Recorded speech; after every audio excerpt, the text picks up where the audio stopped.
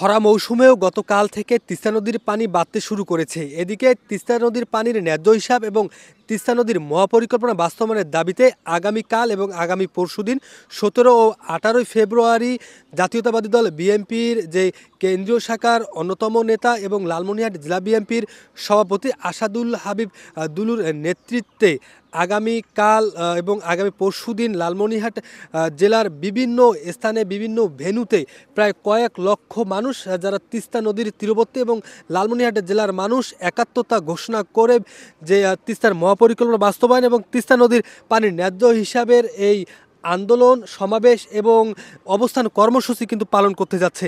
এদিকে যে ভেন্যুগুলো রয়েছে তার মধ্যে অন্যতম হচ্ছে লালমনিরহাটের যে তিস্তা ব্যারেজ এলাকায়। আপনারা দেখতে পাচ্ছেন আমি রয়েছি লালমনিরহাট তিস্তা ব্যারেজ এলাকায়।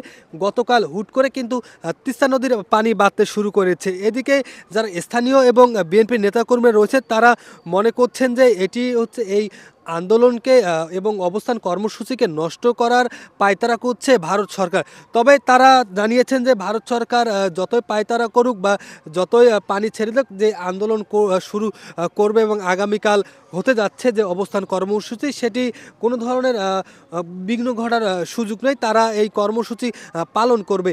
এদিকে যারা স্থানীয় রয়েছে এবং বিএনপির নেতা রয়েছে তারা এই ভারত সরকারের এমন কর্মকাণ্ডে, কারণ এ সময় কখনোই তিস্তা নদীতে কিন্তু পানি থাকে না। আমি আপনাদেরকে গত কয়েকদিন আগেও দেখিয়েছিলাম যে তিস্তার যে আমি যেখানে দাঁড়িয়েছি এখানে শুধু বালু চর এবং কোনো ধরনের পানি নেই। তবে আজ আপনারা দেখতে পাচ্ছেন যে তিস্তার পানি কিন্তু একটু হলেও বেড়েছে।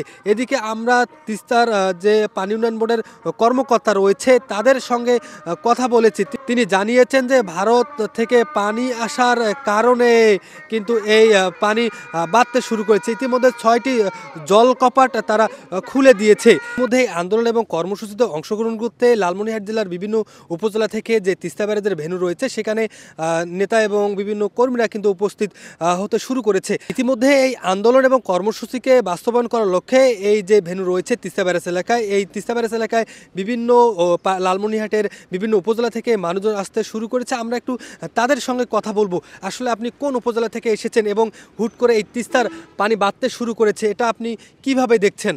ভাই, আমরা তো পাটগ্রাম উপজেলা থেকে এসেছি। আমি 17-18 তারিখ আমাদের যে প্রোগ্রাম আছে, এই প্রোগ্রামটা তিস্তা বাড়ানোর প্রোগ্রাম, কিন্তু হঠাৎ ভারত সরকার পানি ছেড়ে দিয়ে আমার প্রোগ্রামটা ভণ্ডুল করার চেষ্টা করতেছে। আমরা এর তীব্র নিন্দা এবং প্রতিবাদ জানাই। কারণ আমাদের এই প্রোগ্রামটা শুধু না, এই পানি বাড়ার কারণে, হঠাৎ পানি বাড়ার কারণে আমাদের মনে করেন কৃষকদের ক্ষতি হতেছে। যারা পেঁয়াজ আবাদ করেছে, নিয়ে আমাদের নানান সমস্যা হবে। আর হঠাৎ করে এই পানি বাড়ার কারণে আমরা তীব্র নিন্দা এবং প্রতিবাদ জানাই এবং এই আশাবাদ ব্যক্ত করি যে আমাদের প্রোগ্রামটা যেন সাফল্যমণ্ডিত হয়। আপনারা যেমনটা শুনছিলেন যে যদি আপনাদেরকে বলি, খরা মৌসুমেও কিন্তু গতকাল থেকে তিস্তার পানি বাড়তে শুরু করেছে। এদিকে আগামীকাল এবং আগামী পরশুদিন তিস্তার মহাপরিকল্পনা বাস্তবায়ন এবং তিস্তার যে পানির ন্যায্য হিসাব রয়েছে সেটির লক্ষ্যে অবস্থান কর্মসূচি, বিভিন্ন কর্মসূচি কিন্তু পালন করতে যাচ্ছে রংপুর বিভাগের মানুষ, উত্তর অঞ্চলের মানুষ। এদিকে আমরা পানি উন্নয়ন বোর্ডের কর্মকর্তার সঙ্গে কথা বলেছি। তিনি জানিয়েছেন যে তিস্তার যে পানি রয়েছে এটি ভারত থেকে পানি বেশি আসার কারণে তিস্তার পানি বাড়তে শুরু করেছে এবং এদিকে পানি বাড়লে শুধু আন্দোলনে বিঘ্ন ঘটবে না। যারা তিস্তা পাড়ের কৃষক রয়েছে, যারা এই চরে পেঁয়াজ, রসুন, আদা, আলু, বাদাম সহ নানা কিছু চাষাবাদ করেছেন, তাদের ফসলের ব্যাপক ক্ষতি হবে। তাই এই তিস্তা নদীর পানি বাড়ার সঙ্গে সঙ্গে যেমন আগামীকাল এবং আগামী পরশুদিন আন্দোলনের ব্যাঘাত ঘটতে পারে এবং কৃষকদের বড় ধরনের ক্ষতির সম্মুখীন হতে পারে। এই ছিল তিস্তা পাড়ে থেকে সর্বশেষ পানি বাড়ার খবরাখবর।